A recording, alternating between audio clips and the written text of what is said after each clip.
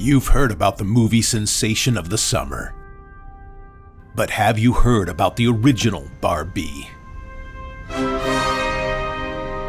She hails from Michigan. She taught middle school. She's into chocolate, Michigan cherries, and the Packers. She owns miniature donkeys and loves to spray whipped cream without making it weird.